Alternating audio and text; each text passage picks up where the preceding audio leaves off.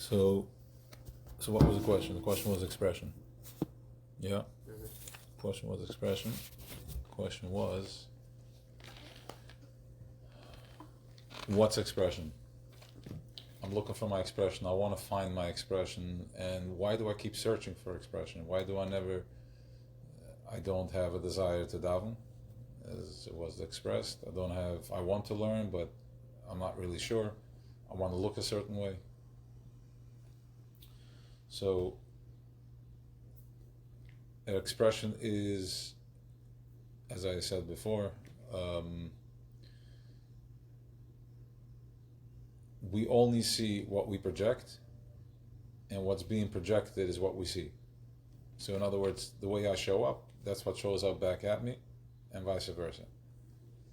So the Rebbe asks a question on the Shuas Maimer that so in other words, Kamaim Aponim, the image that I see in the water is the image that I'm putting out there, that I'm projecting.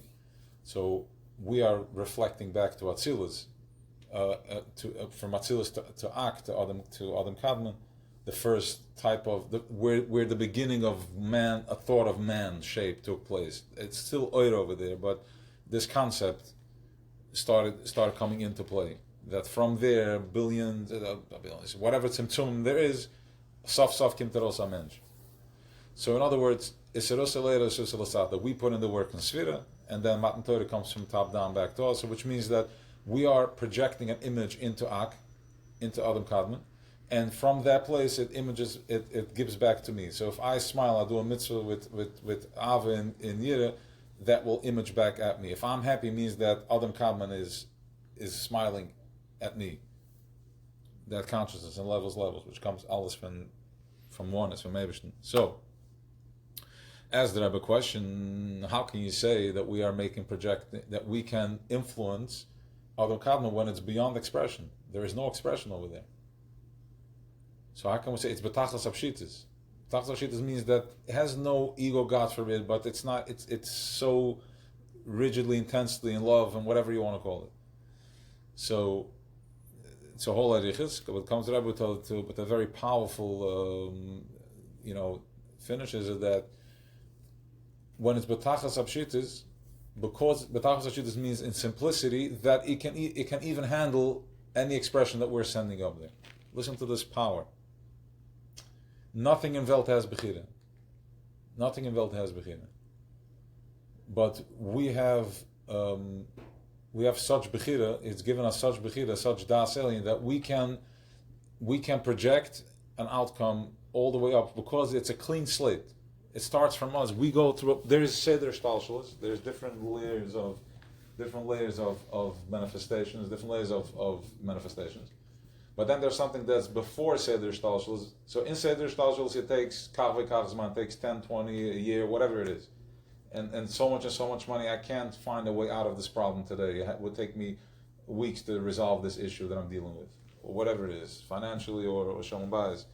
But if you go from Lamayla Seder Shtalshalos, when you go higher than that we're al we have access to that. Over there we can project and you can create your own Trach good v'zayin good. Make it happen. What's the problem? The problem is that the image that we are wearing is a mask. It's like one of these plastics Purim masks that it's see-through, but still the face is completely altered. So I show up from that place to my friend, and he images that back at me, and we're basically archoizing each other, low frequency, hitting each other in the head. Judgments and shortcomings and needing the desire and wanting and all that. Living without a cheshbon. So what is expression? So going back to what we spoke about, asking what expression is. I don't have a desire to daven. I don't feel. I want to, sibrand. So the problem is that there's the inside, there's the desire, which is the ratzon, the raw ratzon, which wants connection. But then the layers, my layers is what's blocking me. My masks are blocking me. So the first thing is first to recognize I'm not my masks. I am my deepest desire. And then from that place, I'm showing up with my problem. Like, hey, we got a problem with my child. He has resistance. So that's number one. So you're taking yourself out of the pressure. The second thing is that's what we spoke about, like releasing. You're on your own, which means that it's no longer proving if the system is real, if it works or if it doesn't work. That's not what this is about. It's about turn around, take the tools that you have, and start projecting. If you're saying that you're not feeling, then you're projecting. You're showing from that place. Yeah, I know, but how do I? Kabbalah soil. You got to break out. It's kafi and it's hapcha. You create what you want to be. Kamayim upon upon. What comes back? I don't want to use the word image because it will create your image. God forbid. But yeah, our image. But it's a godly image. So creating you kamayim upon. What's going to be coming at me? So the question is that the game is becoming more real. When one shows up like I'm struggling, it's like, okay, you're struggling. Why are you struggling? Because why are you struggling? Because I can't. So change it. Break out, release. Turn, instead of looking this way, turn the other way. And start stepping into your life. What do you want? What's your desire? Because you have the key to do anything you want.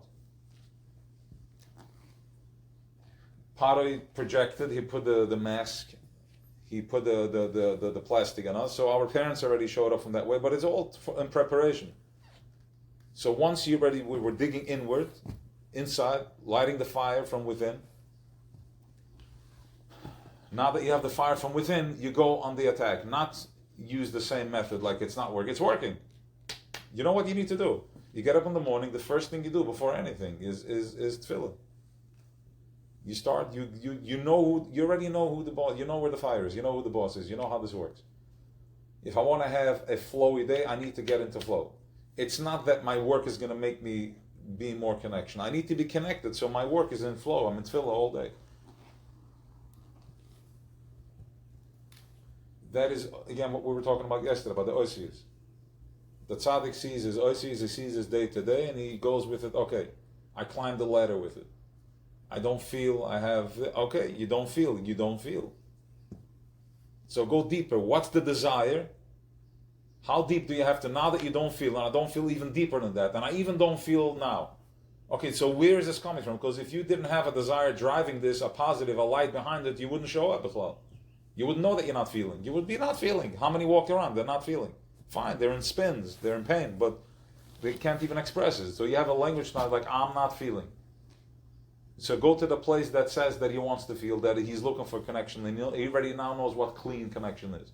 Yes, I want to have my parnasya and all that, but my tefillah is the driver of all that. Go to that and start driving from there. Force yourself. That's Kabbalah Soil. Kabbalah Soil, Malchus Shemaim comes before everything. What do I do for my Kabbalah Soil? Negelwasser, so I can. It seems like a simple thing where we're so like. It's one of the first things that we drop, because even at home it's a struggle, right? When we were kids, and the father also had no patience to it. But that's the ABC. Because if we go to sleep, we let go.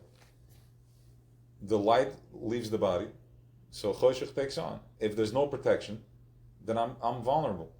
If I'm vulnerable, there's going to be stuff that's going to be connecting to it. Different levels of toyu, choshech. Yeah, so that's why we say Shema. We put up protection. We use oisius. We create a little halo, a little tent, so I can climb in there. Nobody bothers me.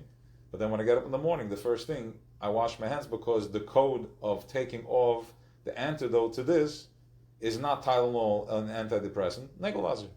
Because that releases, it cleans the shell. Why?